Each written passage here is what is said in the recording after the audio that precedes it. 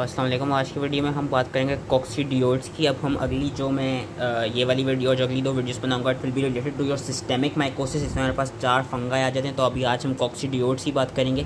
याद रखने के जो सिस्टेमिक माइकोसिस वाले इन्फेक्शन होते हैं they usually result from inhalation of the spores of dimorphic fungi. Dimorphic मैंने पिछली वीडियो में बता दिया था कि क्या होते हैं, और इसका ये देखा गया है कि जो इन डायमॉर्फिक फंगाई होते हैं इनके जो मोल्ड्स होते हैं वो यूजली सॉइल में होते हैं, वेयरएस जब वो लंग्स में आते हैं तो जो इनके स्पोर्स होते हैं वो डिफ्रेंशिएट कर जाते हैं यीस्ट में एंड अदर स्पेशलाइज फॉर्म में, जिस तरह स्फेर्यूल्स जो कि हम अभी आगे पढ़ेंगे। कॉक्सीडियोइड्स में स्फेर्यूल्स देखी जाती है, स्फेर्यूल वाली फॉर्म देखी जाती है।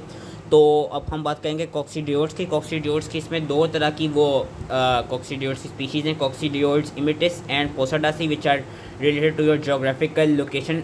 डिफरेंट जोग्राफिकल लोकेशन पर डिफरेंट स्पीशी पाई जाती है। बेसिकली ये दोनों फंगाई जो हैं दे कॉजेज कॉक्सीडियोइडोमाइकोसिस। अब होता क्या है कि जो इनकी इंपॉर्टेंट प्रॉपर्टीज हैं, सबसे पहले कि these are dimorphic fungi exist as a mold in soil and spherule in tissue। ये इसकी लैब डायग्नोसिस में पढ़ेंगे। स्फेर्यूल्स इस तरह की होती है। अब ट्रांसमिशन और एपिडेमोलॉजी क्या, ट्रांसमिशन ये है कि बेसिकली हमने पढ़ा कि इनहेलेशन से ट्रांसमिशन होती है। जो इमिटिस वाली फॉर्म है वो याद रखने की वो कैलिफोर्निया में पाई जाती है, वेरे जो पोसाडासी वाली फॉर्म है वो याद रखने वो लैटिन अमेरिका में और साउथ वेस्टर्न स्टेट्स में पाई जाती है, यूएसए की। ट्रांसमिशन कैसे होती है कि सॉइल में इनके मोल्ड्स होते हैं और वहाँ पे वो हाइफी बनाती हैं with alternating arthrospores and empty cells. Arthrospores क्या याद रखना है, आर्थ्रोस्पोर्स और also important these are characteristic of Coccidioides immitis. ये आर्थ्रोस्पोर्स दिखाए हुए हैं कि इनमें ऑल्टरनेटिंग या आर्थ्रोस्पोर्स और एम्प्टी सेल्स में होता है कि जैसी हवा चलती है, हवा के चलने से ये आर्थ्रोस्पोर्स इतने लाइट होते हैं कि they are carried by the wind and they are then inhaled and they infect the lungs. अब इनकी पैथोजेनेसिस क्या है, पैथोजेनेसिस इनकी है जिसके लिए हम ये फिगर भी याद कर सकते हैं। पैथोजेनेसिस इनकी ये है कि जो आर्थ्रोस्पोर्स होते हैं बेसिकली लंग्स में जाके बनाते क्या है, दे फॉर्म स्फेर्यूल्स। अब ये जो स्फेर्यूल्स होते हैं दीज स्फेर्यूल्स आर जो large thick double refractive wall structured which are filled with endospores. Endospores क्या करते हैं कि आपको होता क्या है कि जो स्फेर्यूल्स होते हैं, स्फेर्यूल्स की जो वॉल है ये रप्चर करती है। उसके रप्चर करने से होता है कि जो एंडोस्पोर्स होते हैं वो रिलीज़ हो जाते हैं और वो रिलीज़ होकर फिर न्यू स्फेर्यूल्स मतलब बनाने लग जाते हैं। वो न्यू स्फेर्यूल्स में डिफ्रेंशिएट करने लग जाते हैं। और इससे होता क्या है कि इससे जब हमको जो एक ग्रैन्युलोमेटस लीजन मिलता है वो हमें यूजली मिलता है कहीं प्राइमरीली बोन्स में मिलता है और सेंट्रल नर्वस सिस्टम में मिलता है, जहाँ पे मेनिंजाइटिस कॉज कराते हैं। और ये देखा जाएगा कि जो पेशेंट्स जो कि इम्यूनो कॉम्प्रोमाइज्ड होते हैं, जिस तरह HIV के पेशेंट्स, उनमें देखा जाता है कि उनमें जो आपकी जो लंग्स में जो होती हैं वहाँ से वो फिर डिफरेंट ऑर्गन्स में डिसेमिनेट कर सकती हैं। और हम अभी आगे पढ़ेंगे कि इनमें ये देखा जाता है कि जो कॉक्सीडियोइड्स इमिटिस वाली स्पीशीज़ होती है ये एक cell mediated immune response produce कराती है, एक delayed hypersensitivity reaction cause कराती है। ये इसकी पैथोजेनेसिस यहाँ पे लिखी हुई कि upon rupture of the wall the endospores are released and differentiate to form new spherules. और ये कि जो ग्रैन्युलोमेटस लीजन है वो मैंने बता दिया कि इधर पाए जाते हैं। क्लिनिकल फाइंडिंग्स इसकी इंपॉर्टेंट है। क्लिनिकल फाइंडिंग्स ये देखी गई है कि जो लंग्स में जो इन्फेक्शन होते हैं वो यूजली एसिम्टोमेटिक होते हैं, लेकिन ये भी देखा गया है जो लंग्स में यूजली एसिम्टोमेटिक होते हैं इसको कंफर्म करने के लिए हम प्रेजेंस ऑफ एंटीबॉडीज़ चेक करते हैं और हम पॉजिटिव स्किन टेस्ट के थ्रू डिटेक्ट करते हैं, उसको कंफर्म करते हैं। अब जो इन्फेक्टेड पर्सनस होते हैं ना, कुछ इन्फेक्टेड पर्सनस ऐसे होंगे कि उनमें इन्फ्लुएंजा लाइक सिम्टम्स आ रहे होंगे like fever and cough which would be resembling a community acquired pneumonia. And कुछ इंडिविजुअल्स ऐसे होंगे जिनकी लंग में जब हम चेस्ट एक्सरे के थ्रू देखेंगे तो उनकी लंग्स में हमें इन्फिल्ट्रेट्स मिलेंगे, एडिनोपैथी मिलेगी या फ्यूजन फाउंड होगी। और 10% इंडिविजुअल्स ऐसे होते हैं जिनमें एरिथमा नोडोसम देखा जाता है, जो कि हम अभी आगे पढ़ेंगे कि एरिथमा नोडोसम है क्या। एंड जो ये सिंड्रोम है, अब depending upon the geographical location, अगर तो ये कैलिफोर्निया में किसी को हुआ होगा तो हम उधर वहाँ पे इसको वैली फीवर कहा जाता है, वेरस अगर ये एरिजोना में किसी को होता है तो उसको डिजर्ट रूमेटिज्म कहा जाता है। एंड जो ये फाइंडिंग होती है बेसिकली सबसाइड्स ऑफ स्पॉन्टेनियसली। और जो डिसेमिनेटेड डिजीज़ हैं वो मैंने अभी बताई, usually they can occur in any organ, लेकिन ज़्यादातर मेनिंजिस में देखी जाती हैं जहाँ पे मेनिंजाइटिस कॉज कराती हैं, और बोन में देखी जाती हैं जहाँ पे ऑस्टियोमाइलाइटिस कॉज कराती हैं, और ये स्किन में भी देखी जा सकती हैं जहाँ पे हमें नोड्यूल्स मिलेंगे।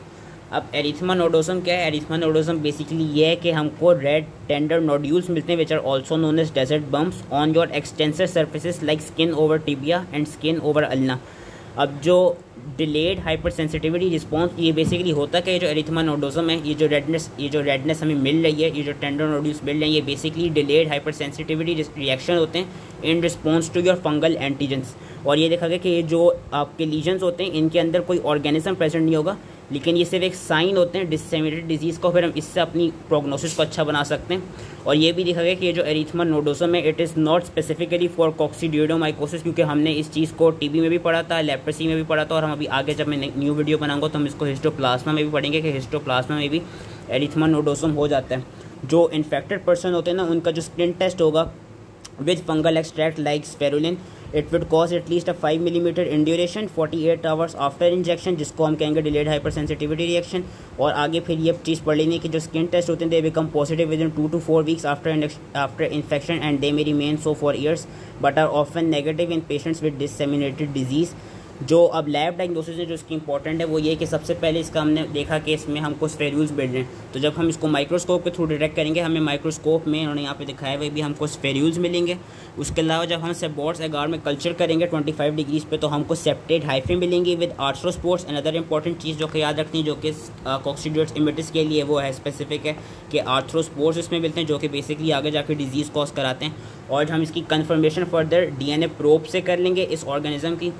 दूसरा सीरोलॉजी के थ्रू हम ये देखेंगे कि अगर हमको IgM एंटीबॉडीज़ मिल रही हैं बाय ट्यूब प्रेसिपिटेंट टेस्ट तो ये इंडिकेट कर दिए कि एक्यूट इन्फेक्शन है। वेयरस अगर हमको IgG एंटीबॉडीज़ मिल रही हैं थ्रू कॉम्प्लीमेंट फिक्सेशन टेस्ट तो ये डिटेक्ट कर रही है कि ये लॉन्ग स्टैंडिंग इन्फेक्शन है या डिससेमिनेटेड इन्फेक्शन है। इसमें ये जो दो टेस्ट हैं दोनों एंटीबॉडीज़ के लिए वो भी याद रखते हैं कि tube precipitant is for IgM whereas your complement fixation is for IgG।